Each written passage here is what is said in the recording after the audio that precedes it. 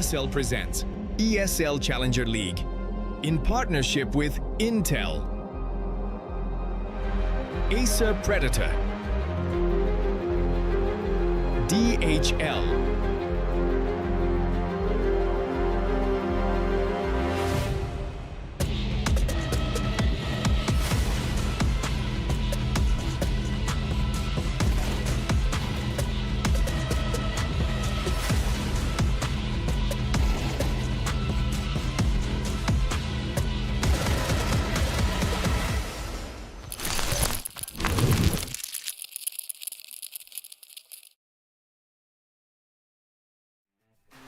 Welcome everybody, we're here for ESL Challenger League Season 51 for the South America Cup number 3. We are back here for some action, and of course it's got to be in South America, and it's myself, Laz, and Paladin to bring you through into the lower bracket to see who continues on and who's going to be packing their bags home. Paladin, how are we feeling on this fine old Saturday? I mean, it's exciting as ever, man. I mean, a weekend, getting to watch some good CS, and you know, the combination of that always is a good time. And we've got Keydstars taking on Game Hunters as our last lower bracket game here in Cup number 3. And, you know, I feel as though there are definitely favorites in the conversation of who should be taking this cup. But, you know, as far as potential dark horses, I think you've got both of them in this matchup here today. But the fact that only one can move on and not necessarily have both advance is a brutal thing to see, and that's going to make this matchup that much more exciting. Yeah, definitely. And I mean, we'll be able to bring up the prize pool a little bit here for you guys as well, just to kind of give a little bit more of an update about, you know, what's at stake and what kind of happens here as well. But like you said, it's the lower bracket and the fact that, you know, winner moves on, loser is out. So like you can see here, first place with a nice $8,000 grand total here, sitting at 17,500. So you know, this isn't a small chunk of change. This is pretty good money that's on the board. And again, these teams are fighting for their lives now in the lower bracket to see if they can still make the conversation for their placements. So, you know, it's still a lot to fight for. You know, we're talking about the money in the prize pool. We're talking about VRS points. And of course, we got to talk a little bit about this bracket. And I mean, so far, I mean, as you can see, the quarterfinals looking relatively decent in this position. But again, we do have, like you said, the Keydstars taking on the Game Hunters, which we have to wait to see who will win that to take on the Crashers. And so far, Paladin, I mean, I felt like it was a little bit surprising to see Keydstars in this position. To me, personally, I felt like they could have still made their upper bracket run, but somehow, some way, they actually go down to a 2-1 loss in the upper quarters. Yeah, both of these rosters I have higher expectations for, and I expected them to have some finals, some upper bracket runs, to be completely honest. But yeah, there's so many games of Counter-Strike being played in the South American region right now, which is why you've had a couple of forfeits, and because of that, now you've got Keydstars in this lower bracket, you've got Shinden in this lower bracket, and you can take a look at the upper bracket. There's still some very competitive teams there as well. You think about Fake Deburu, who have dropped the likes of Coldzera, and the fact that they're now ascending and still in competition is very exciting. LP is still in the conversation. I believe they were our grand finalists last time around, so right, having them is still exciting. And of course, Uno Mille, another team that made it deep on into our SA bracket in Cup number 2. So still a lot of top dogs remaining in this competition as far as this level of South America is concerned, which means we're only going to get more exciting games as this tournament continues on. No, I'm glad. Yeah, and I'm glad you bring up, you know, for LP too, right? Because again, like them and Uno Mille, like you said, last cup they were the ones that kind of made it, you know, the furthest distance. They were able to make themselves in pretty deep runs. So it's good to see that it wasn't kind of just like a, you know, a one-off, you know, cup that they were doing well. It seems like they're still maintaining that form as we kind of, you know, advance through the bracket. But you know, a little bit about that. We don't have to always talk about them, but we have to talk about this matchup, right? I mean, this is, again, the Keydstars taking on the Game Hunters. You know, relatively, I'm curious about your opinion on this, because, like, on paper, you could argue there is some similarities to both these teams, but, again, like, I kind of was thinking that in history of Keydstars, like, I felt like maybe the slightest little bit of a leg up, you know, when we're talking about the head-to-head of each other, but well, like on paper, I don't feel like anybody is like overly, you know, statistically better than the other. I feel like it feels relatively on par. Yeah, they're a pretty even matchup, to be completely honest. I mean, you look at Vivo Keydstars, and this is a roster that is honestly like a ship of Theseus of sorts, where it started off as the Swingers core, and bit by bit, they've changed players after player, and now it's almost become unrecognizable. I'm not exactly sure what the identity of this team is exactly. You know, they're stacked themselves with talent in the region. You think about Lash, you think about Cuts, Moretz, Zareba. These guys have been in this level of competition for quite some time, so they've definitely assembled the right level of talent, and it's again just about the identity in the server of what can they actually provide when all 5 players are on the server. And if that is a real cohesive identity, then I'm sure that they'll be able to produce some results. But as we've seen, they're in this lower bracket for a reason. On the other side of the equation, for Game Hunters, they're another roster that I think, compared to Keatstar, have been around for a little bit longer as far as the core is concerned. And you get to add in a little bit of new blood with players like Nizin as well, and that makes things a little bit more exciting. So you've kind of got, you know, the established core versus the firepower of Keatstar's on the other end. It's kind of how I would paint the picture here. Yeah, no, very fair. I mean, the vetoes are going to be really interesting too, just because, again, like with the even matchup in some regards, right? Both these teams in different iterations of the rosters. I think the map pool is obviously going to be the biggest tail of the tape of this because, you know, kind of looking at it, you can argue that like there are some very clear, strong maps for both these teams, but at the same breath, there is some. It doesn't feel like there's like a gigantic leap of a map that's so much better, right? It feels like, again, it's all kind of like mid kind of like stats in a way, right? Like it'd be like a 60-48 or, you know, like 33% and things like that. So it's not the greatest, but the vetoes are coming in, so we can actually wait to see. Now, as you can get, the Ancient and Anubis are both going to get banned. Dust 2 as the first. So this is interesting because that's actually the pick from Keystars, where they have a lot of officials here, Paladin, but also like in terms of winning, it's not the highest.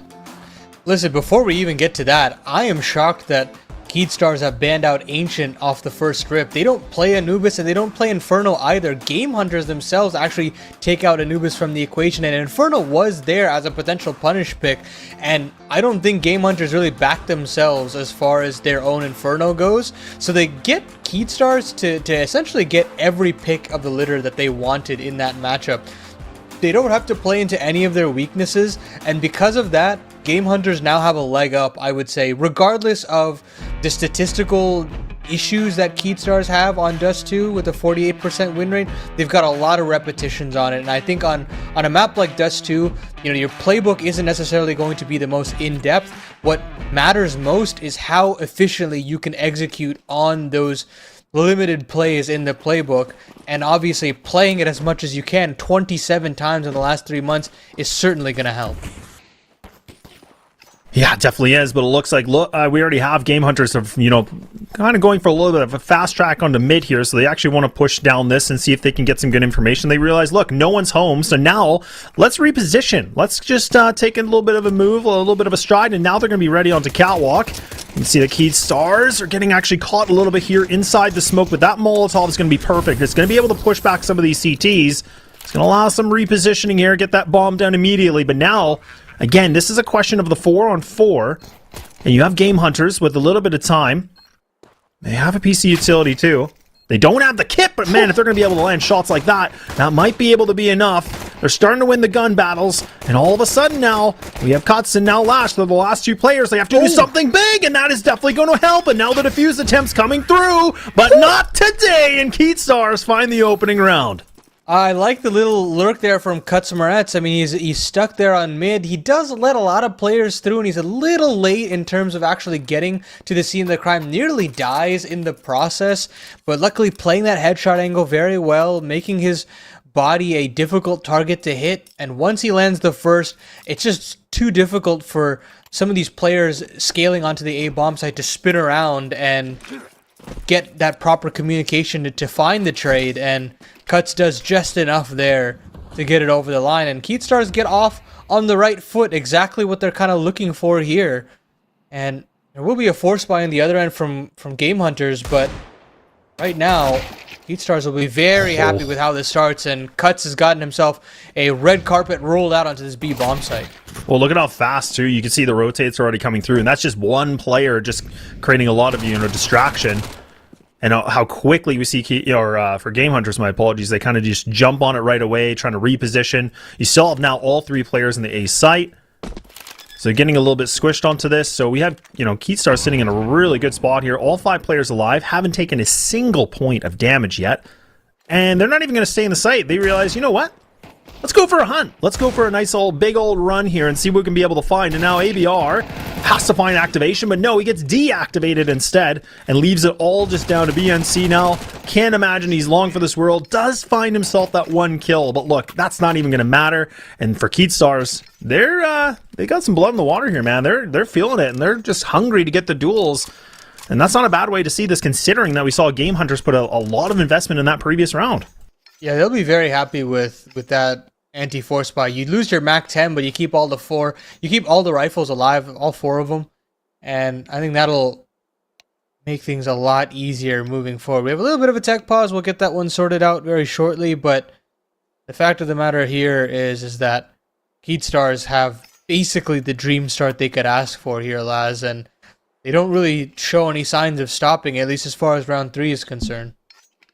No, definitely not. And I mean, this is where, we didn't get to go through it too much, but again, for Keatstars, where this is a map they played, 27 officials on, and again, like a 13-14 record. So not the most, convincing amount of stats on this, but their last 3 times they played on this Dust 2 map, it's actually been losses. So for them to actually go for this pick, a little bit stubborn, maybe trying to get a win back in the column a little bit. So for them to, like you said, finding the first opening 2 rounds is definitely going to feel good, but if this BNC player can actually make his way for a bit of a backstab, this might not feel good at all. And that bomb is dropped still. So again, Keatstars are not fully committed to this idea yet. Mateus now, he's going to be able to have an easy kill. Yeah, player's not even looking at him. So this is where BNC, is he going to get spotted? The bomb's actually a little bit located on this, but the guns are just actually starting to prevail. Easy cleanup. But considering, this situation, not a bad attempt here from Game Hunters. BNC trying his darndest, but not going to be enough. Just 1 casualty, and now 3-0 back on the board. But at least now we get to see the full guns out. Enough money for the op to be into rotation. This is the big test. Yeah, nice idea there to box in these Ts, but yeah, when you don't have the guns and you don't have really enough bodies to try and do enough with that information, it's always going to be a little tough, and Game Hunters can't really do much there, but they are going to have this round 4 purchase. BSD will have his sniper, and he'll have armor behind it as well, considering the loss bonus has been built up. A little bit of aggression here on the catwalk, and Cuts takes a face full of lead. Nysen does on the other end as well, and he finds a fadeaway nade. That's a beautiful little sequence there from Nysen, making the best out of a bad situation. Yeah, it's a bit of a weird shot too. I'm not sure who actually the opera at the time, but yeah, it was a little bit of an awkward interaction, but yeah. Good work for Nysen to be able to find this kill. So a good start here for the Game Hunters. And there's another one easy here for BSD. So now we've lost 2.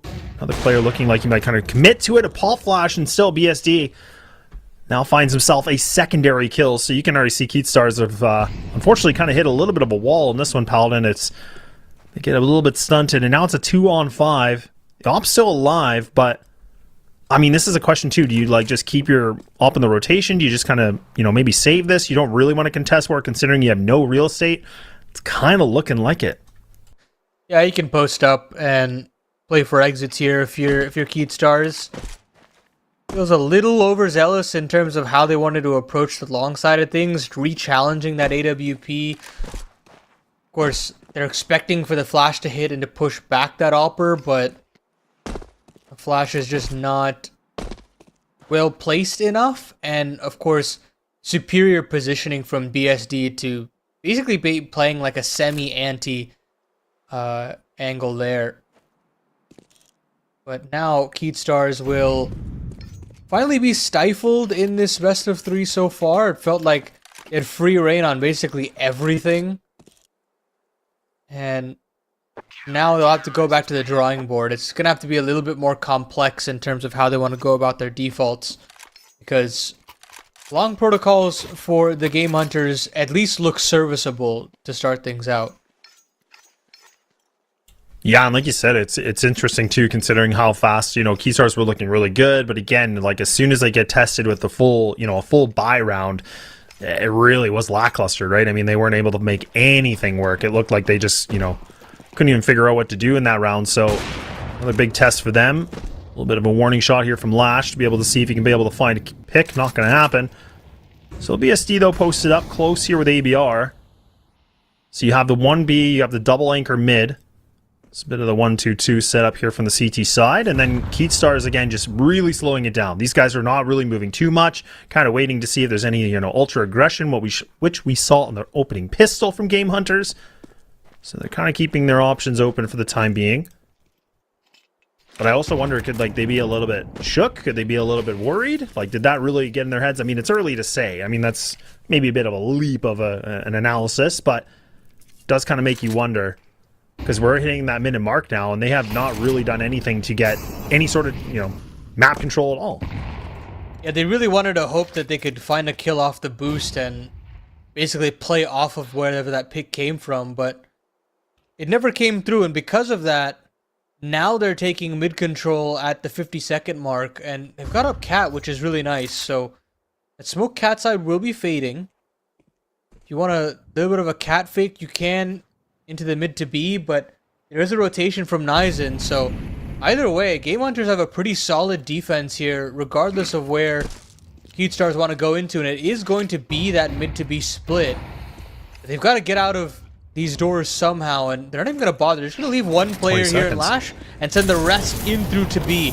20 seconds, as you mentioned, Laz, and it's a lockdown here in terms of the crossfire. ABR and PRT just lock it down. Sure, you've got this late lurk in Lash, but he's only had a little bit of a chance to shoot a couple bullets off. And Game Hunters, again, had the right read and the right players at the right time. Yeah, it was a really, really good job. And again, them just kind of posted up and not, being over aggressive and just kind of, posting up into the sites and just, I mean, the one kill in the middle of the site as well before the molly even got there was huge, right? Because again, you could see Keatstars were like, hey, we'll throw this molly, we'll change the direction to go towards, car. And then as soon as that kill came in sight, they were like, okay, hang on a second, why is someone there? And then they just looked very, very scrambled. So again, really good work here from Game Hunters to just kind of react to the situation appropriately. And now Keatstars are starting to get a little bit of their own medicine taste here. And now Lash hoping to be able to find a duel. The nade actually lands very well into Cuts. So this is not, in the HP department, not looking the greatest, but you can see this nade might actually be able to be popped open. Perfect timing, and BSD right on a silver platter. And already Keatstars down a man so early on in the round. A little bit of trades coming back and forth, and Nizen actually does go down early too. But look at it again, BSD finding himself another kill. He's been able to put up some multis so far in this game, and he's really just been a big hero for them. And now Keatstars, they have to make a plan here, Paladin. Looks like it could even just be a mid-crunch. Yeah, they're going to try it again, but this time go around with just this mid space instead of upper tons and see if they can break up the crossfire this way, but it's going to be a little bit more difficult. They actually move back around into tunnels. Oh, interesting. Potentially be a save. I'm not exactly sure, because if it is a tunnels approach, it's going to be very, very difficult to get out. And yeah, I mean, I guess they will face here, hoping that Lash can find this opener with this AWP. And he spots a player in the back of the site. Oh, he tries to bait something out with this reload, but again, 20 seconds left on the clock. They don't have time to clear things out, but they found at least one of the kills. They've pinned ABR to the back of the site, and they've gotten the smoke down and the cross through. So the plant will come in, but BNC is on this fast flank, so Lash has got to keep his wits about him, and he catches him right as the flash pops in his face. BSD doesn't want anything to do with this, and Keatstars have found an improbable round on that B bomb site. Honestly, too, I was kind of getting a little bit worried as well for Game Hunters, just because, again, there wasn't any utility to lock down the B, right? I mean, you can tell it was just down to a gunfight, but if they would have had a smoke or even one flash, that could have, really stunted these guys on that aggression. Again, running the clock low, but luckily for Keatstars, I mean, they find the opening duels that they need. Chaos is able to get himself that double as well as Lash, so they get themselves a fourth round. And BSD, do you survive with this? Oh, you can see Lash. He looks like he's almost kind of pre-aiming this, maybe. They might not even swing it. Lash will go back. But nonetheless, Op's still going to be alive for both these teams. But the two kills, like you said, were huge. I was thinking it was not looking like the greatest situation. Money's going to have enough here for the CT side to get the rifles back in. Full utility. So another big test here, because considering Keatstars, it's not looking the greatest. You got Galil's that kind of have to work around the op here. They have the utility, but maybe they try to take this long control potentially with the Galil's just to see if they can find it. No shot connection with the op. And it looks like it's just going to be a good old bar fight here in long. And look at that. BNC is able to find a double. And once again, Keatstars, they try to do something a little bit quick, but then they just get bested instantly. And now this is where it might get right down to the slow round. Surprisingly, the protocols were not sufficient there. Flashes were just a little bit late. So you do give a nice little rollout here for BNC to get into pit. And once he does, that's pretty much the perfect angle that you can come into. The flight paths are going to go straight to blue bend. They're not really necessarily going to clear you. So the lineup is very evident there, and BNC knocks them down. Standard procedure there from the Game Hunters, and Keatstars are going to again try their hand at a 3vx situation. They molly deep, but the nades are just so solid in the catwalk. You're going to need to hit some absolute bangers here if they want anything to do in this round, but BSD is now locked and loaded in the back of the ramp. He does find one only, and Lash and Chaos are fighting back tooth and nail. Bomb will go down, and Lash should now have this deep sightline into long. Yeah, but look at Chaos again, 2 HP, like playing the high ground. He's trying to go for a bit of a one and done duel if he can, but now this makes it more problematic here for Lash because you still have 3 players to go against.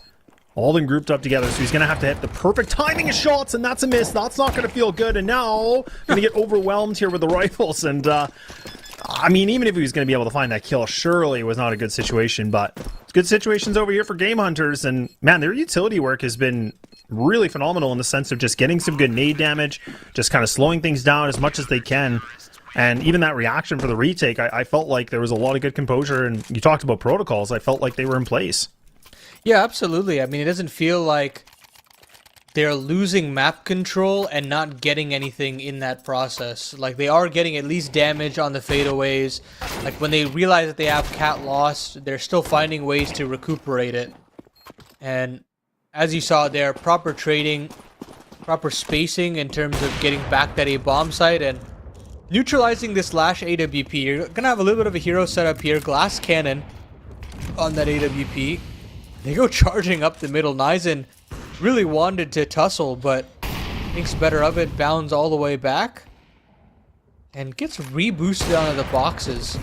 Ooh, and finds right the tag through the doors, but not the kill. And that's unconfirmed damage, unfortunately. So they can't even really play aggressive off that information. Yeah, and this is where, again, we talked about protocols, right? I like now the Game Hunters are like, okay, look, enough's enough. We're not going to fight a mid anymore. Just like anchor the sites. Let's just get some control. Like, you have double player long. You already have BSC, even though he got caught through the door. He's playing in Game Changer. So really good positionings for these guys. And now they're going to let mid be up for grabs. But again, they're ready for it. ABR does look like he's kind of got the jump spot. A little bit of teaser utility getting thrown here. So again, Lash going to try to lead the charge here. He's the only guy with a major threat in terms of the op.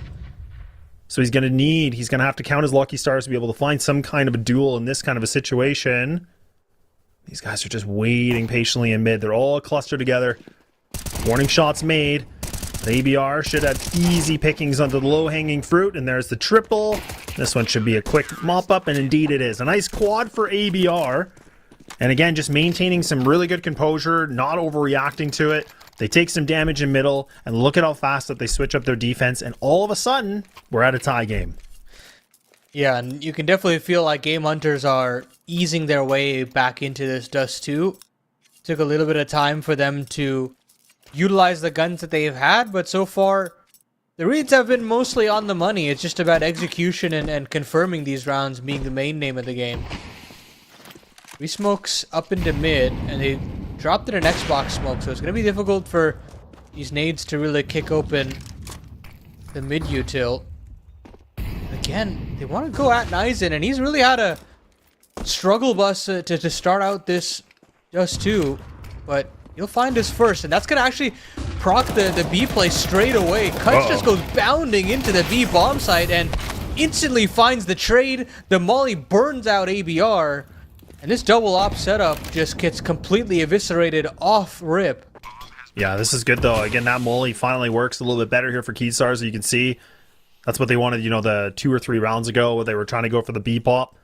Way more of a convincing take. But now the question is about holding this post plant. Still a 3v3, but I was thinking maybe Game Hunters were going to entertain the idea potentially, but not looking like it anymore. They're just maybe looking for a duel. You know, Niza maybe just trying to tease the idea if he can find an exit kill or 2. I'm a little bit surprised maybe they could have gone for this, but I mean, it's also easy to say that just considering it's a 3v3 and Niza now he's trying to duel this out. This is a little bit awkward. He might be able to find this kill. Man, it is labored and he's got to get out of here and he's not even going to survive it. So that's a little bit of an unfortunate situation in the sense here for Game Hunters because, you know, again, like trying to just damage the economy, trying to take these guns away. But yeah, it's a 1-1 in terms of the bomb explosion, but really like it's not the greatest sense now for Game Hunters losing that gun. I mean, they're going to have it, you know, repurchased, but would have been nice not to lose it. Yeah, it's definitely nice. I think in this situation for Keystars to lose a gun, it's probably better for them. It's probably worse for them to lose a gun in this situation. You've got basically 3,500 across the board.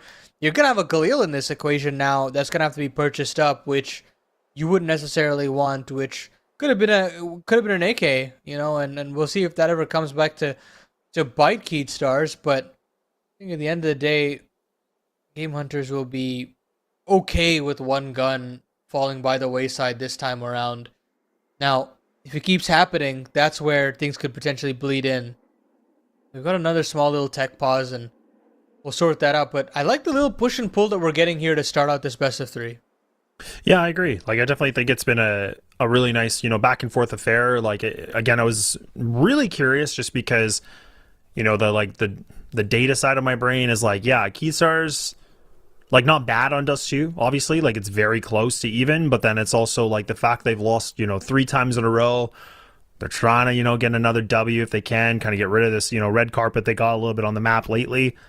But that's where I think for Game Hunters, too, it's just even more interesting considering they have been able to beat some good teams on this. They have been able to have a relatively decent record on this, too. So it's always so cliche to say the first map makes a difference, but I feel like it kind of does to me, where I think Game Hunters actually do have a really good opportunity here, potentially, but we'll have to see, because this has been a very technical game, just down to some, you know, very fine details as the last 20 seconds of the rounds, essentially, it feels like, from Keystar's aggression, but we'll keep it going. Round 10, tech pause is over. It was quick and easy, like you said. Keeping your promises, I like it. Long control one more time. Keystars are going to actually use a little bit better nade work to get this pit control, so Game Hunters, they've abandoned the ship.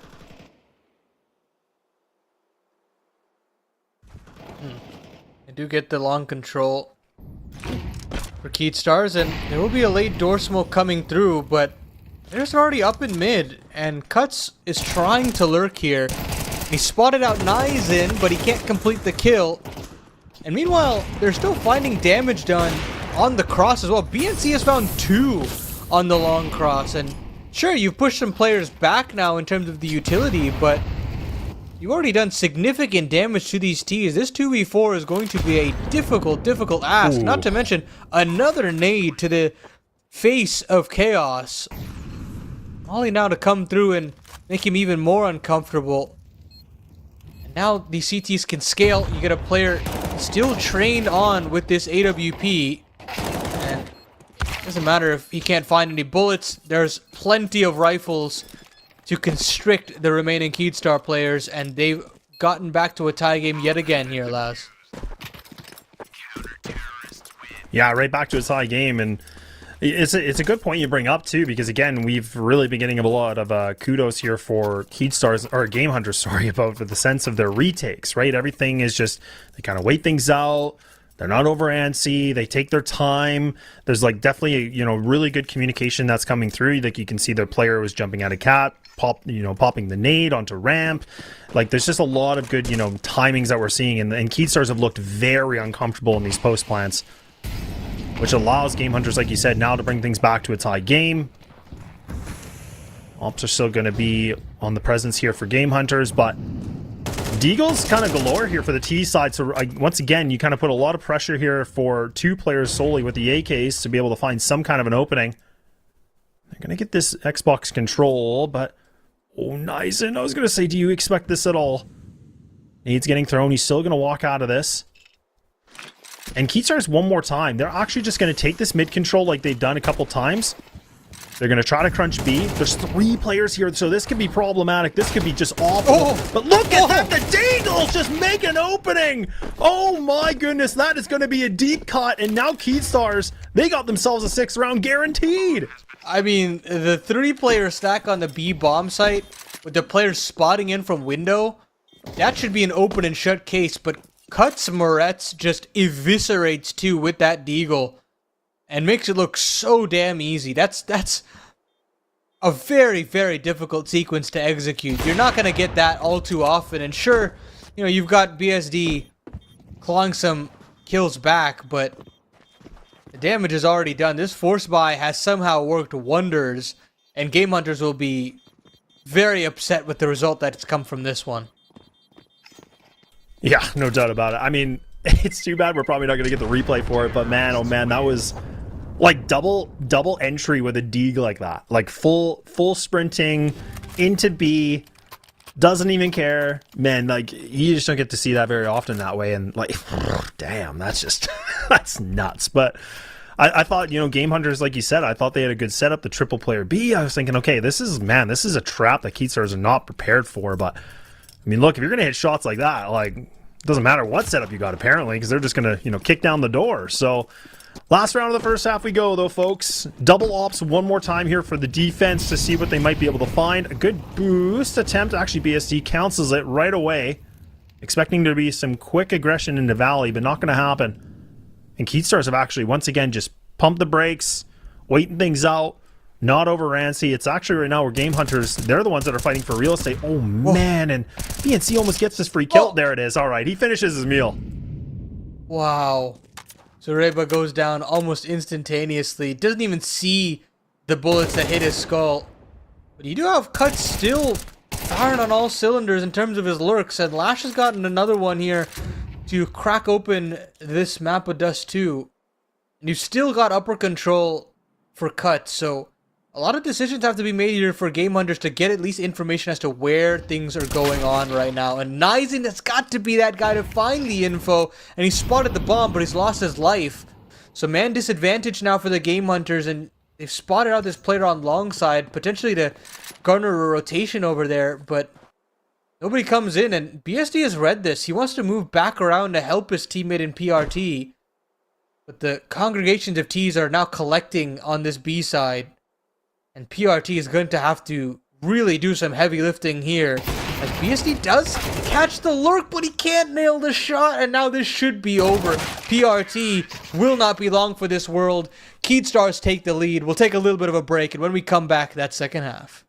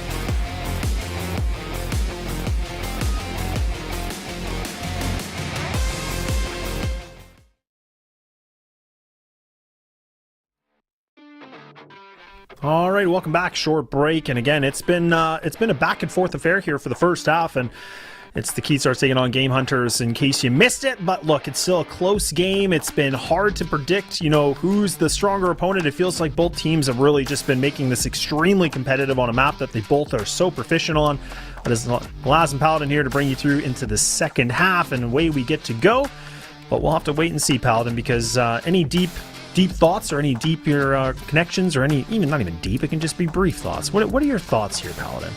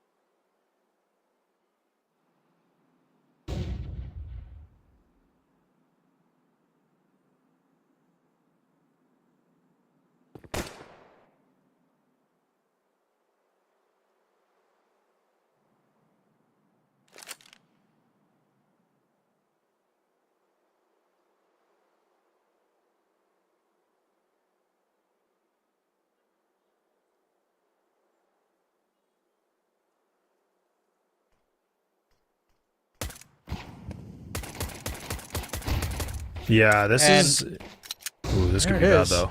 Yeah, Zareba does find one, and he can play this headshot angle for quite some time. The rotations actually come through, but Nizen and BSD have caught some players on the edges there, and because of that, the bomb plant will still come through, and this 3-on-4 turns very nightmarish for Keystars. Yeah, this is where they have to hit the shots, though, right? So that's not going to be a bad opening here from the USP, but now the Glocks, they have to get up close and personal. They have to do something a little bit fierce here with the close encounter if they can, but a double swing, that can be problematic, but it's going to be problematic here against the CT side, and look at that! Easily just taken away, the rug just pulled under them, and there's going to be that pistol round coming right back into this. We said this was a really big ping-pong match. We said this was a back and forth, a bit of an encounter. Boy, oh boy, keeping you on the edge of your seat, but nonetheless, Game Hunters, they get it down, get the pistol, and they're going to invest heavily into this. What do we see from the Keystars, though? Do they actually want to put any money on the table, or do they want to just keep it nice and tight, and which they will with the USPs? One flash used, so this is where you're just going to see all 5 of these players getting ready to go. Paul Flash still in the pocket. Getting that information, waiting for that throw. This is going to be critical to get this kill, but again, it's only one player that really is the grab up of this.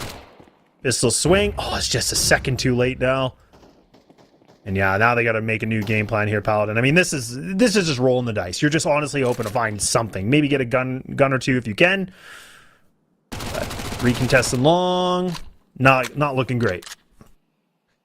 Cuts is hoping that he could maybe catch a Mac 10 on a poor clear, but doesn't really matter in the grand scheme if he's not able to find it.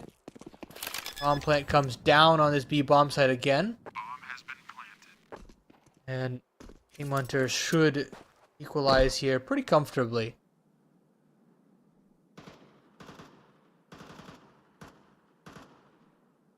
Yeah, good way, though, for Game Hunters to get themselves, right back into this game. Yeah, again, these kills are not...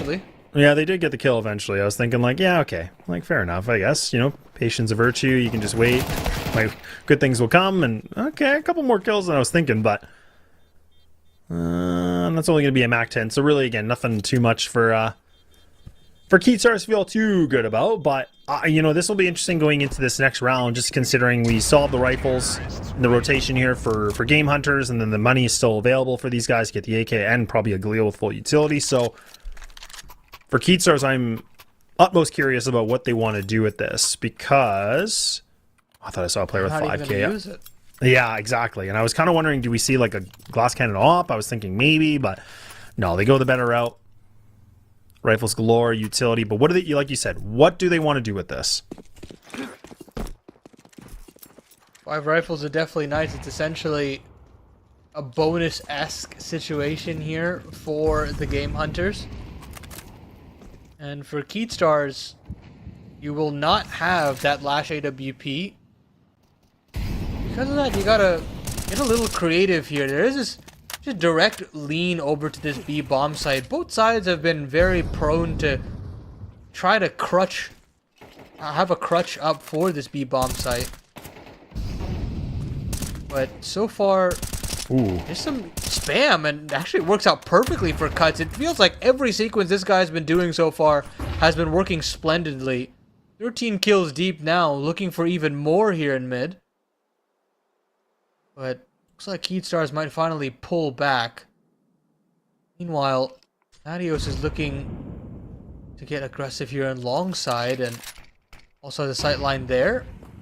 But it's the mid crisscross smokes that are through, and it's all a fake. You've got players here to realize that there's no real force behind it, and that it's all going to be a cat side play. But they decide to move in through mid, and this time Cuts can strike. The bomb now at his feet.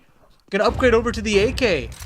Flash in, potentially cut off this scoop up, and we've got utility out here, lads. This is getting grimy here in the middle of the map. Matteo's here for the rotation, and Nizen's got a little bit of a sight line, but he can only find one. It's just up to BNC, and he scooped up the bomb and found a kill onto Matteos. He does have a sight line into this A bomb site. Lash here on the rotation, but he won't be able to stop this bomb plant, you'd think. 10 seconds now, and he's actually going to fake it. Hoping that he could potentially get a freebie, and he doesn't get that freebie, and Lash will try to jump through and isn't able to connect. So BNC has got just a slight window, but that window is very quickly shut on him as Chaos has bounded up the catwalk already, and they'll retake the lead. That was such a awkward round. Like, there was so much happening. Like, you have Nines in there, this guy pushing CT spawn into mid. He gets spotted from B, still gets the kill in mid. Like, that was just such a weird encounter, and so many different things happening, you know, at the exact same time. So it was all over the place, and that's exactly what, you know, we both have been kind of alluding to, is the fact of, like, look, like, this is just like such an even matchup where it goes back and forth. Like, nobody's really taken the significant lead. I feel like it's been like, what, 2, maybe 3 rounds as like a lead, and then all of a sudden it's a comeback. Like you can see in the replay here in that very beginning and mid, like, that was just chaos all over. But nonetheless, it's going to be Keedstars. So they get back into a slight of winning ways. And it's just going to be the sole anchor of Chaos now to put himself in this position that he has to lock down B.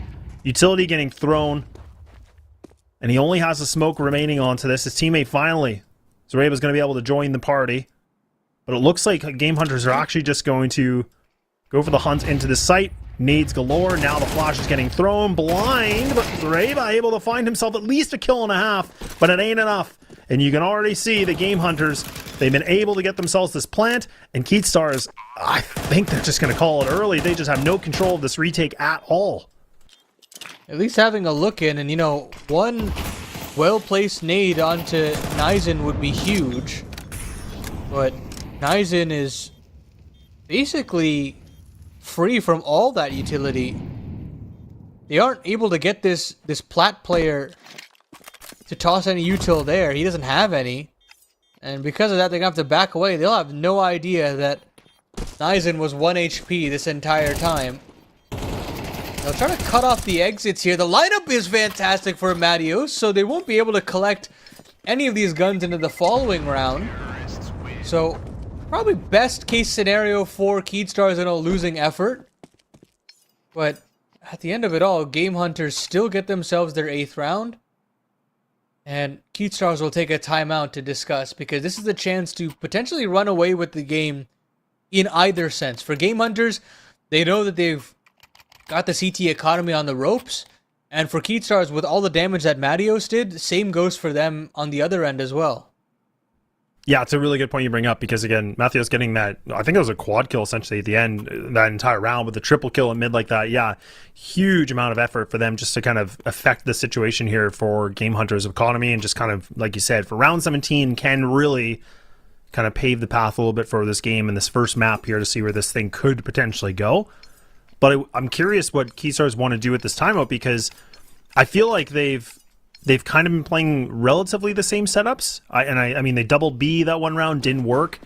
So now do they try to go for something a little bit more fast-paced? Do they try to get some quick control of something? We'll find out. But it does actually look like it is just going to be the 1-1-3. Nade's going to get thrown, so actually PRT takes a bunch of damage, gets actually roasted alive here by the Molly. So that's going to pan out great here for Keatstar. So Game Hunters losing a player early, Nade missing. Op, though, makes a full connection right above the smoke. And now Game Hunters, they don't seem to have an answer. They're just getting taken out, bodies hitting the floor. Couple paw flashes to see if they can get away with something, maybe, but no, oh my goodness, I was thinking Nizen, you are a dead man, but gets another chance at life. Now they're going to commit towards B, a 2-1 split. But these ops, man, they're just, or the op, I should say, is just packing a punch. The bomb dropped. Oh, this is just a wash. Game Hunters, you know, have essentially just not made any significant sort of strides in this round. It's just them getting taken out and pulled apart. Yeah, they haven't had to deal really with the AWP so far on this offensive half for them. And now that it actually appears in front of them, they have no actual answer to it. And Keatstars get themselves basically a freebie just with the sitters that Lash had to essentially hit there. It didn't really have to do anything fancy there. Even had chances to find multiple, but as we kind of mentioned, massive swing round in terms of the ramifications. And now Game Hunters are in a double eco situation. This is an opportunity for Keatstars to rack up 10, maybe even 11 rounds. Yeah, which would definitely feel really good. Lots of good, you know, damage getting inflicted into mid right now. And these guys are trying to get a little bit up close with the pistols, but you can see the Nizen does just swing mid by himself. He's trying to play the hero mission, but it's a massive L. And now these nades again, man. Look at this. BNC 7, BSD. BNC 7, BSD 16. Wow, that caught me out with a tongue twister. But yeah, tons of damage. PRT 12. Like, man, these guys are wounded. Yeah, you can say that again. And now, if you're Keatstars, you don't really have to push the issue anywhere.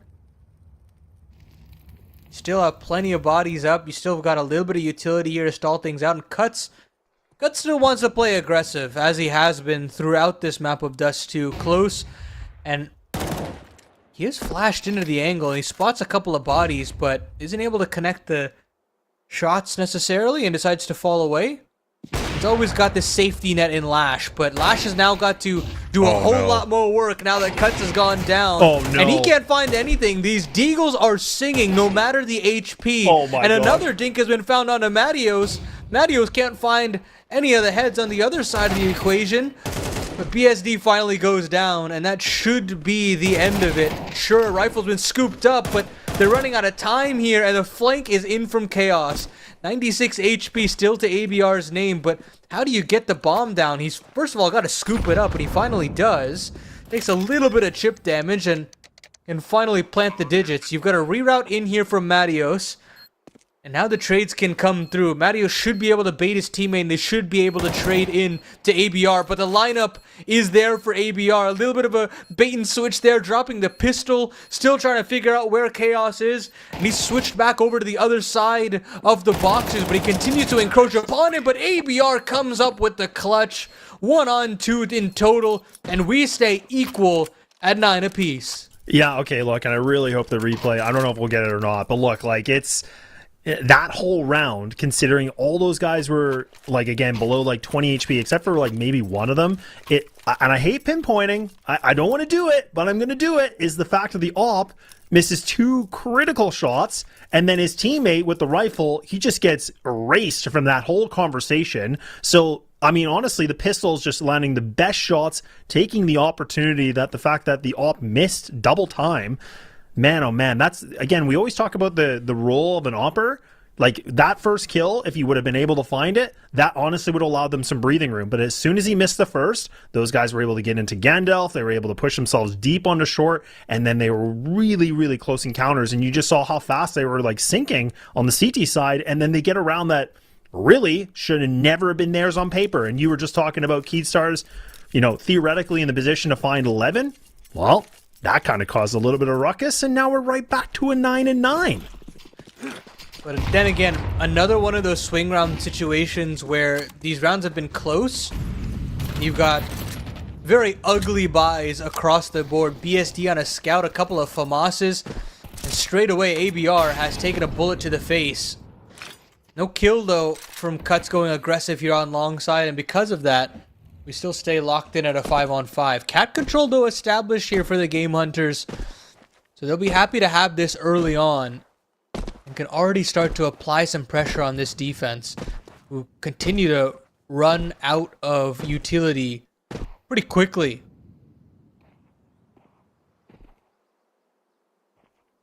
Yeah, these CTs have to be, like you said, they got to be really careful about that utility too, because again, you know, they have to be able to kind of slow things down as much as possible. Still a minute left. I think Cuts has been able to spot any shadows yet. No. So these guys are just waiting patiently for the timing of this. When do they decide? There it is. Now the smoke going to get thrown, but now is he going to get overwhelmed there? Or are they just going to disobey the smoke? And indeed they will. Oh, and Cuts, man. It's going to definitely be a deep dagger, and there it is. His teammate Losh able to help him out. So a bit of just an awkward attempt, right? Yeah, just, I mean, they kind of had red in their eyes seeing the clear opportunity to potentially trade in. That's a nice little shot there from PRT, but it's just a consolation. They've heard the blue bin pressure here, and I think he should be aware of a potential boost going on, or the fact that there are two players there, but Lash still finds a trade.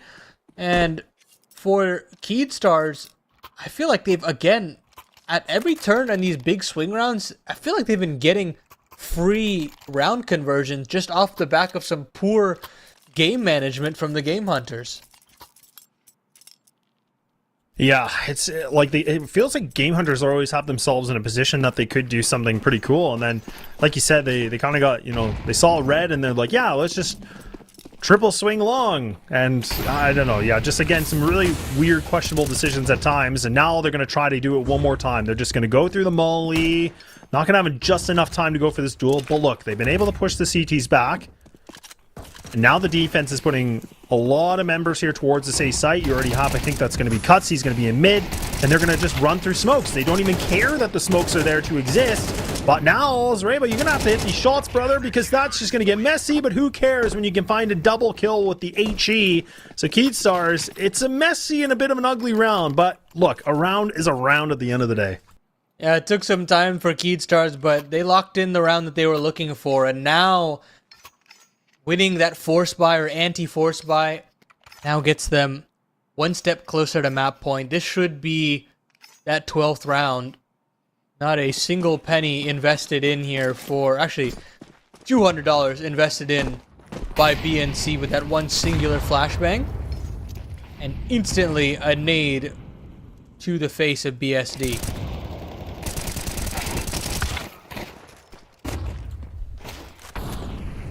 Yeah, well, I mean, look. In theory, Paladin, you know, looking really good for Keydstars. Then where's the wild card? When's the crazy event happening here? And M4 picked up for BNC. No armor, so this could be a little bit of a problem here. Oh, are they really going to double swing this? Oh, no, but your foot's just... Oh, it's showing, and this is not good. Are you going to commit to this plan? Oh, yes, they are. Why wouldn't they? Why wouldn't you just keep doing it? I don't get it, but now BNC... He's playing Survivor, man. Yeah, he's done. Holy. Okay, I like the idea, but I feel like, again, when you get pre-fired like that, you would think, I think they know I'm here. I don't think this is the play. Yeah, I think in their mind, they just want to cut their losses. They're like, we're here at this point. We might as well do it. And it's kind of been the MO for these last few rounds for Game Hunters. I mean, think about that long play. They're like, you know what? We've already got a player out through the smoke. We might as well commit to see if we can trade. And unfortunately, you can't play like that. It's going to get punished at this level of the game. And now Game Hunters essentially have only 3 opportunities here to push this into overtime. Or they're going to have to capitalize on all 3 opportunities, rather. And ENC will have lower pressure building here. And Cuts still wants to play ahead. He's got Matios right next to him, and Zareba will play the smoke fade here. Oh, but the flash just misses. And Zareba can't capitalize. He had 2 kills on a silver platter. Luckily, there is a rotation from Cuts straight away. to find a quick kill, but it's all chaos on the back of the B bomb site. He's caught behind this lurk smoke, and they figured out where he's gone off to. And still, they haven't been able to find him. 4 HP to his name, and all the rotations have come through, but he just shoots off a couple of bullets. The spam comes in and actually finds 2 kills for BSD. That is absolutely abysmal in terms of losing that B bomb site. You hate to see it. And now, Keatstar's will have to look on as double digits are found for the Game Hunters. Yeah, and the best part of that whole thing, too, is the fact that Chaos actually didn't even realize his teammates were in B tunnel, so he actually did a bit of a pre-shot against his teammates. He was just in all the thick of it. But, oh, man, what a crazy round. I was thinking, again, he was playing that really well. They actually just kind of went for the pre-fire. I think they just had a bit of an inkling that he could have been there. But, I mean, yeah, he escaped, you know, from the situation, I guess, for the time being. But, yeah, Game Hunters, once again, they find themselves in this round win that just, it doesn't feel like they should. Ooh, Lash. Oh, my, okay, that's not bad at all. And actually, we'll be able to keep the op alive. I'm pretty sure. Yeah, okay, good. I was going to say, it does keep the op, all good. Can still keep that money afloat a little bit for the utility, but... Look, 2 more needed, and again, just considering what we've seen so far in this game, I'm not even going to go that far to say, you know, the inevitable could be here, where it could go the distance. Like, I feel like the writing is kind of getting painted on the wall right now. Yeah, that's kind of how it feels when sequences like that happen. But Heatstars are still sticking to their own guns, going aggressive here in middle. They've still got plenty of cash to play with. They haven't figured out that there's a player here in Suicide, but BSD is going to get cleared in just a matter of mere moments. They know that smoke has come through. Meanwhile, there's still aggression here from Zureba. Bomb's been dropped temporarily. So they know what's going on there, but BSD does not check his corners, and because of that, Cuts could have a couple of kills on his plate. He's just holding for a little bit to see if he can have a kill come up in front of him. Oh. He just has to wait for a couple more seconds and he'll find that second player. There it is. Swing back around for BSD and he can't get there in time. So a 2-for-1 go these two sides. And we still have a man advantage situation here for Keatstars. Matios now working in tandem here with Lash to hold on to the middle of the map. But there's no one to be seen. Instead, Game Hunters will now meet up in the upper tunnels and go straight at Chaos yet again. But they're going to have a smoke in their face here, Laz. Yeah, they definitely will. Chaos does still have the HE as well. But they got the Molly and smoke as well here for the T side. So again, they got that last piece of utility, lifeline really in this one. But Chaos, if he can just keep his gun out, he might be able to have himself a freebie. Smoke about to dissipate, should have the advantage of this. And oh my goodness, you're kidding. Okay. Gets the shot. Op needs to find a connection. It doesn't. Lash misses. Oh, okay, but then he gets that shot. I don't know how he does that. 16 seconds. They have to go for the plant pretty much. Time is the essence here. Decides to fake it. The CT's playing mind games. They double swing into this. They just need to find a kill. ABR, you cannot get away with this. Surely not with 5 seconds. You just have to be able to make your composure. But my God, what a crazy round for Keatstars to be able to get themselves the victory. But boy, was that a very large affair of a game. And with that, Lash ends with 24 kills. And, you know, we saw some high highs and some low lows for Lash. But, hey, he gets the job done. They snag their own map pick here of Dust 2 after a back-and-forth grimy affair. And now you pave your way to potentially continue on in this lower bracket and potentially knock off one of the heavy hitters here in this tournament, Laz. I'm sure they'll be feeling really good now going into map number 2. Yeah, I mean, I think they should feel pretty good. I mean, look, that was a very, again, like, not the easiest win for them to get on a map like Dust 2, but look, a win is a win at the end of the day. The 13-10, now they can finally, a sigh of relief in the sense of that they've got a map win on Dust 2. It's been some time since they have. It's been 3 losses in a row for them, so that's going to feel really, really good. And especially, like you said, considering of how the vetoes went. But look, I could talk about this all day, I could ramble all day, but we're going to take that little bit of a break as we get ready to go to Mirage and see what happens if this thing goes to a 2-0 or we go all the way. We'll find out a little bit.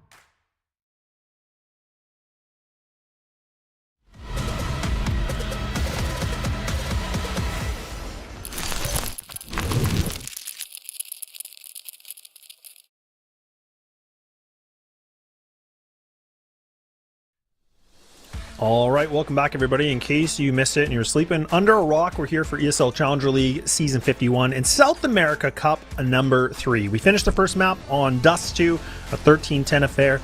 Now we get to move things over to the lovely, bright Mirage to see if we can have Keithstars be able to find themselves potentially that 2-0 conversation, or maybe Game Hunters might be able to take their map pick away to push this thing all the way to Nuke. But is Lass and Paladin here to bring the action today once again. And Paladin, I'm going to ask you, talked about deep thoughts, you know, any revelations, anything you have in your brain in the mastermind of what we've had so far in this best of 3.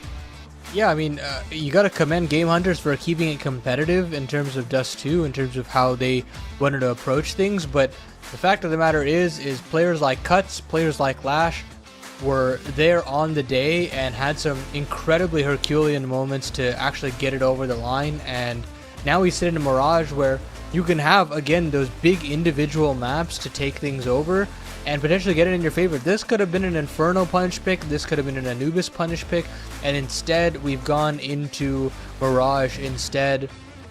And now you're really letting the door open to Keithstars potentially clawing things back here in terms of the veto, in terms of the matchup as well, and finding that 2-0 sweep. And of course, Game Hunters do have definitely prowess on this map. You know, they've played this map 23 times in the last 3 months, and they've still got a player who's been a bit of a journeyman in terms of the Brazilian space, but still a young gun considerably, and that's Nizen, who had a very slow going of things on Dust 2, and absolutely needs to pick it up here if Game Hunters want a chance to stand the test of time, because his rifling core was definitely there surrounding him, but he's got to step up as well.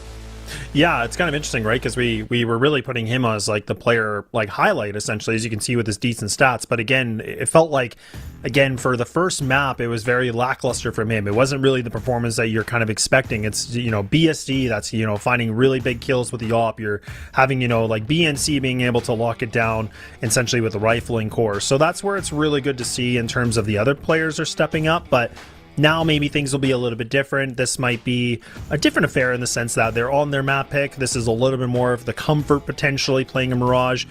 Now that's the biggest question, right? Because like I agree with you, as I feel like everybody else is starting to fire a little bit better in terms of their firepower, but that's where I'm kind of waiting for someone like Nizen, where he statistically is their best player.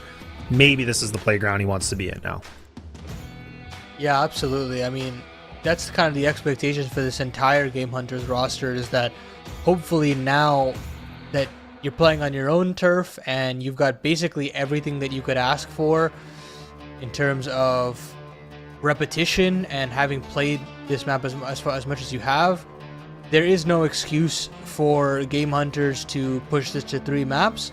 But for Keithstars, you're playing with house money at this point. You've got Nuke left in the tank, something that you are favored in terms of the head-to-head. And now you get a chance to potentially close the door here on Game Hunter's story in Cup number 3. And, you know, you've got your individuals firing as well. You know, we haven't really talked too much about Zareba and Tierney, but Cuts and Lash have really done their job and then some.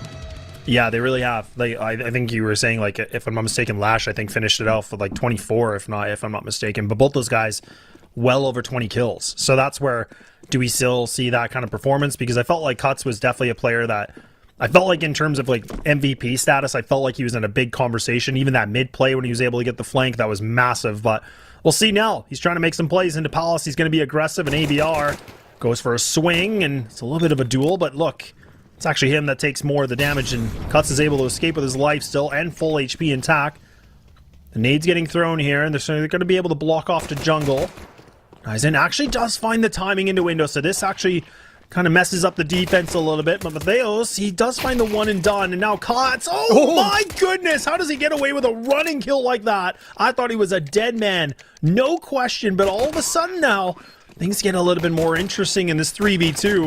And these Glocks, they have to sing something beautiful, and already with one, but Cuts is just on a tear. It doesn't even matter if he has 10 HP, he's just going to find a triple. Oh.